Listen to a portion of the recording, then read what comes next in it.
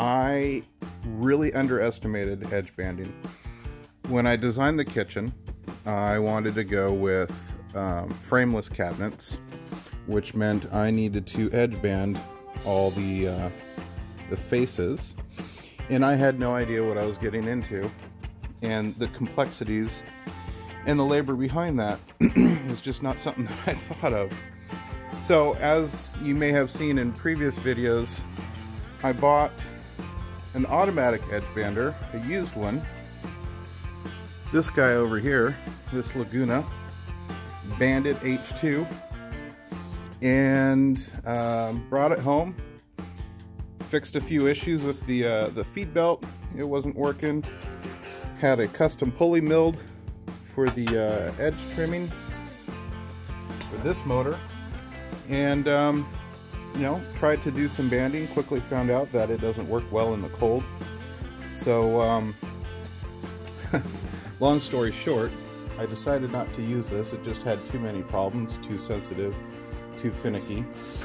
And then I bought, and I don't regret this purchase, I bought this Maksiwa.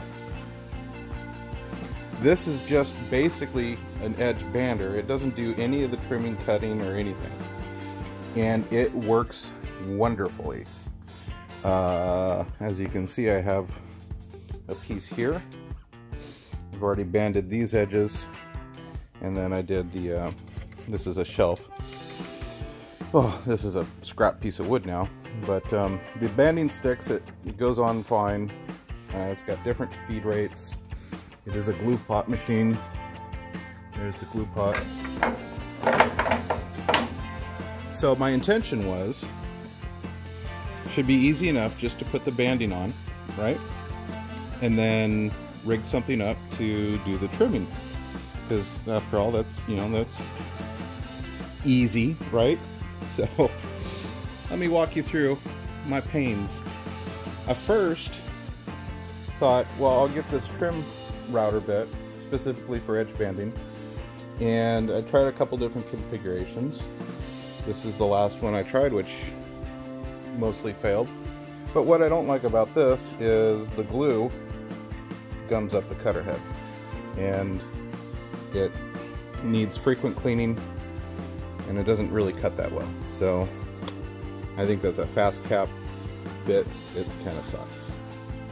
So that one's out. Then I was like, ooh, well, I've got this shaper.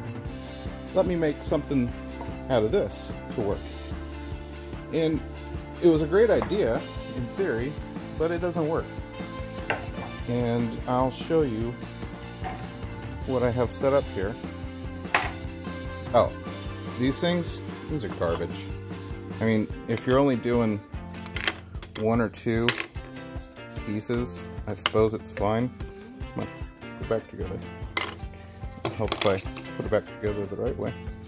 I suppose it's fine if you're, holy smokes. There we go.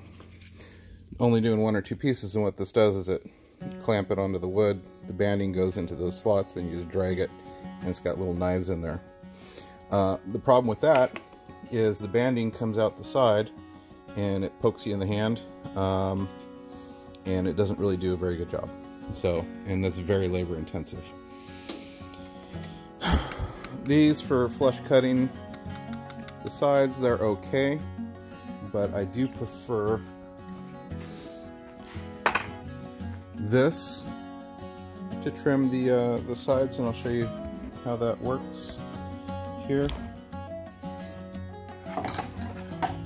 You have your piece of wood, and you just put the banding through that slot, and then you go plunk like that, and you drop everything, and then it flush cuts that. So these are good. I like them. So far, two things I like. This and that. Alright, let's see what I did here on the shaper. So I set up my power feed. I was trying to get all fancy and have this thing automatically feed through and do everything it needs to do. But, didn't work. Big problem I have with this is chip out, and I'll show you what I mean. Right there. So when I was feeding it through, grain matters, and you can only feed it along with the grain, otherwise you get chip out.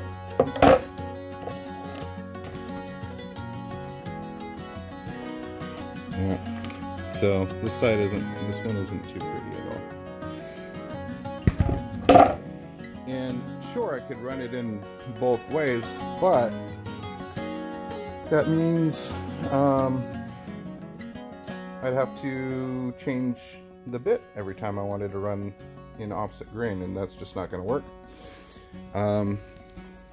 Then I had the idea, I don't know if you can see in here, maybe I can swing this away. Let's get this mess out of here.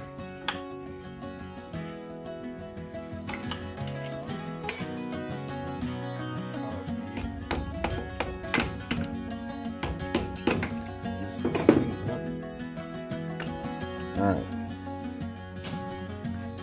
So then I had the idea is I routed out the thickness of the razor blades and I glued them in there. And I tried that. I tried power feeding the board through, but basically this would like catch the wood and it would work great for like the first couple inches.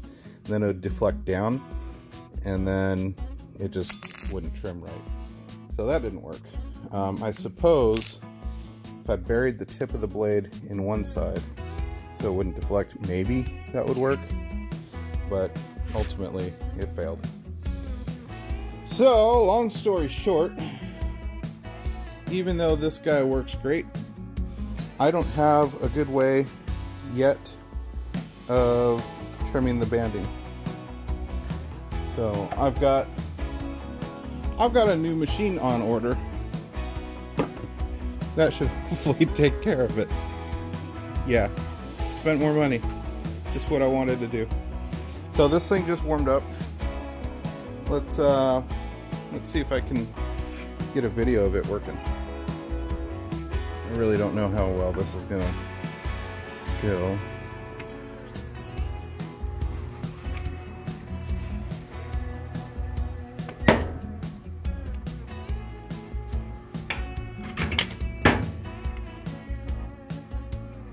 That I like. It works. It just works. It's simple, it's dumb, and it works. And it's got multiple feed speeds. I'm gonna go to the fastest speed and see what happens.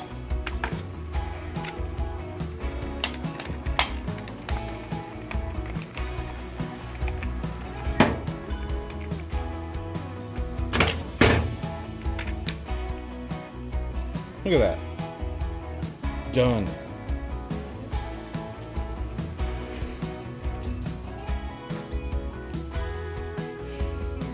I like it. Well, let's turn this off. We don't need to use this today. So that's the CMC.MR edge bander. I like this machine a lot. It's simple. It works. Easy to configure, easy to adjust. So to adjust for your different thicknesses of banding, all you do is loosen up this bracket here and slide your piece of banding in between these cap screws and the bracket, and then tighten it up, and now it's adjusted for your banding. Super simple. That's literally, other than this controls how much glue is fed onto the spindle here, other than that, okay, there's 3 things. This, your glue, and this you just basically set to the height of your strip of banding. So you feed it in there, loosen this up, and just adjust it so it doesn't bind, but it also doesn't let it, you know, rock back and forth. So 3 things. Super simple. And then we have this guy over here another Maksiwa RBB.4G. This trims the edge, but it doesn't work very well. I don't like it. That's the only part that I don't like about it. If we look down here, we have a power feed, which is this guy here, a flush cut trim router, which is right here, a scraper, and a buffer wheel. This only does one side at a time, so you have to do 2 passes. But the important thing is that it works and it leaves a really nice edge. Nothing to do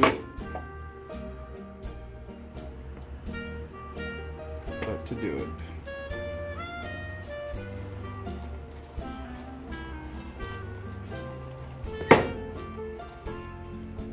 I might need to bump that speed up a bit.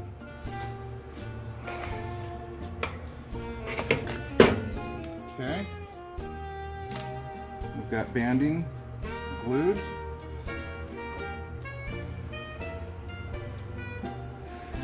Okay. I think we are good there. Alright, so